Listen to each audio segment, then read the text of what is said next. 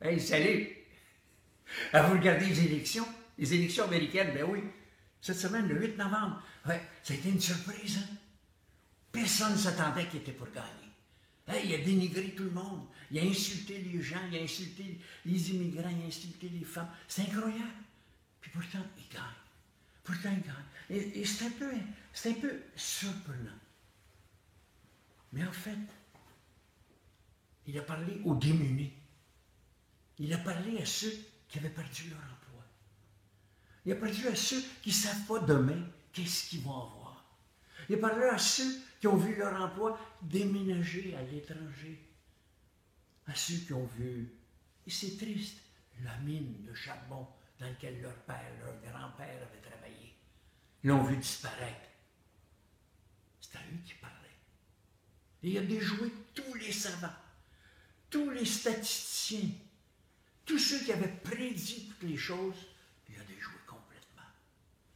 Il a gagné seul. En fait, il n'y a même pas un parti, ils l'ont renié. Les républicains qui étaient avec lui, ils l'ont quitté. Non, ce qui est plus incroyable, c'est devenu un mouvement. C'était un mouvement. Et ça m'a surpris. Et ça m'a rappelé quelque chose en voyant ce genre de révolte. Il y a quelques années, à TVA, je faisais une émission régulièrement toutes les semaines. Et un jour, on a invité le cardinal Léger. Il vivait à ce moment-là en Afrique. Il côtoyait la misère à cœur de jour. Puis durant l'entrevue, je lui avais demandé comment il voyait l'avenir de notre démocratie, du Québec, du Canada, etc. Puis il m'a dit, elle était un peu sombre. Je la vois un peu sombre, parce qu'on ne peut pas garder des gens dans le monde toute leur vie dans la pauvreté. Un jour, ça va virer, ça va sauter. Et il avait pas raison, non? Un brassage, c'est ça qu'on a eu le 8 novembre. Les gens ont voté. Mais remarquez, il n'est pas neuf le brassage. L'Angleterre sont sortis du marché commun, le Brexit. Pourquoi? Parce que les gens à la campagne disaient, on est tanné de cette affaire-là. Madame Le Pen, en France, va probablement se présenter, j'entendais ça, à la présidence de la France. Sacrifice! Chez nous, aux États-Unis, ils ont un président qui incarne le mouvement. C'est un nouveau mouvement. Il a changé complètement. Mais on peut-tu l'oublier, le problème? C'est quoi? Comment est-ce qu'il a fait pour penser à ces gens-là? Il y avait peut-être quelque chose qui avait Trump, mais inconsciemment, il le faisait en insultant, en blaguant, etc. Il ne vivait pas dans une bulle. Il vivait aux États-Unis. Il parlait aux gens. Mais c'est vrai qu'il parlait en les insultant. On avait l'impression qu'il n'écoutait pas. Inconsciemment, il écoutait. C'est ça la différence. Trump a écouté plus que se fier au sondage, à la bourse et tout le reste. Vois-tu, il a écouté aux gens qui ont de la misère. Et c'est peut-être ça la clé. Écouter. Savoir écouter. Écouter au travail. Tu sais, j'avais dit ça jadis, puis ça m'avait fait rire bien des gens. Mais comment ça se fait que dans des usines, on fournit des balais de 4 pieds de large à des gens pour nettoyer les allées entre les machines-outils? Mais les allées ont 3 pieds. Sacrifice! Qu'est-ce qu'on attend? Parce que le gars, il te le dit, ça balaye mal, ça travaille mal. Quand est-ce qu'on va se réveiller et dire à un moment donné que les professionnels de la santé qui se sont plaints cette semaine, la surcharge, on dit non, il n'y a pas de problème, c'est parce que vous avez commencé à rapporter les accidents. Non, comment? Même s'il y en a un, il y en a un de trop, monsieur. C'est ça le problème. Comment est-ce qu'on fait pour lui dire ça?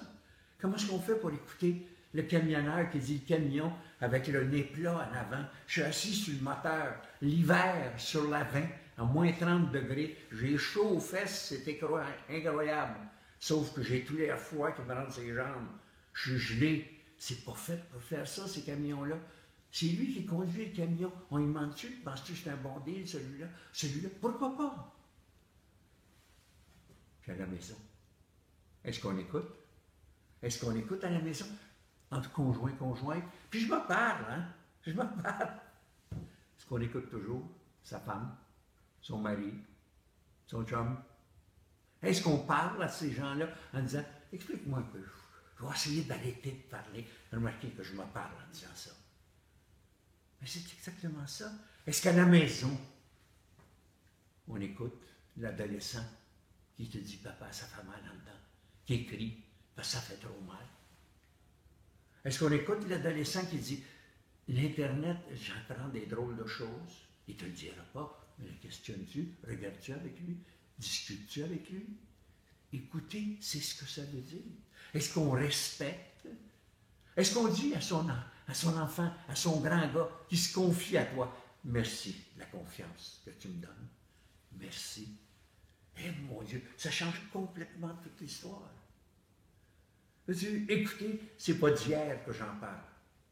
J'avais une conférence à la Place des Arts, ouais, qui s'appelait « Politiquement incorrect ». Il y en a certainement parmi vous autres qui l'ont vu. Dedans, je lisais la lettre d'un prisonnier. Un prisonnier qui répondait à ses parents qu'il avait invité à venir chez lui. Ses parents lui avaient dit, quand tu seras de prison, viens en maison, tu pourras recommencer ta vie ici autour. En fait, il venait tout près de Chicago. Puis il a répondu à ses parents en disant à ses parents une lettre extraordinaire. Chers parents, je vous en ai des petits bouts. Merci pour tout. Mais je pars pour Chicago pour me bâtir une vie nouvelle. Vous vous demandez pourquoi j'ai fait ces choses qui vous ont causé tant de problèmes. Et pour moi, la réponse est si facile. Mais je pense, je vous demande encore si vous allez, je me demande encore si vous allez la comprendre. Vous rappelez-vous, quand j'étais petit et que je voulais que vous m'écoutiez, vous n'aviez jamais le temps. Oh, j'étais très heureux avec tout ce que vous me donniez à Noël pour ma fête. Pour tout ça, j'étais heureux. Pour une semaine environ. Le reste du temps, ce que je voulais, c'est papa, maman, que tu m'écoutes. Comme, écoute, tu penses qu'il y a quelque chose à l'intérieur. Mais vous étiez toujours trop occupés. Même ma sœur, quand elle est venue au monde, tout le monde s'émerveillait comment elle avait des cheveux blonds. Elle ne portait pas de verre. Elle réussissait bien à l'école. Maman, j'espère que tu vas lui dire. Quand tu feras la cuisson de tes douzaines de petits gâteaux, tu lui diras que ce n'est pas le gâteau qui est important. C'est le temps que tu prends à m'écouter. Si toi, maman, tu t'étais assise avec moi sur le plancher de la cuisine et juste me dire, viens, écoute un peu pour voir. Je vais tenter de t'expliquer. Je suis tombé quasiment en bas de ma chaise. Quand est-ce m'as-tu dit, excuse. La dernière petite phrase, maman, papa. Si jamais quelqu'un vous demande où je suis, dites-lui que je suis parti à la recherche de quelqu'un qui a le temps, car il y a beaucoup de choses dont je voudrais parler. Tout ça, Trump l'avait inconsciemment à l'intérieur de lui. Avec tous ses défauts, là. Mais il les avait à l'intérieur de lui. Il savait écouter le gars qui a perdu sa job en campagne, le gars qui a vu la mine fermée, le gars qui a tout perdu, la femme qui est à la maison monoparentale, qui a pas assez d'enfants, qui a trop d'enfants, mais qui a pas assez de nourriture. Il avait compris ça. Est-ce que nous autres, on peut prendre une leçon? Comme tous les statisticiens qui essaient de sonder, qui sont dans les nuages informatiques pour trouver les mégadonnées. Mais quand est-ce que je ne suis pas une mégadonnée? Quand est-ce qu'on écoute les gens? Trump nous a donné une leçon le 8 novembre. Écoute, arrête de regarder tes chiffres dans ta petite boîte.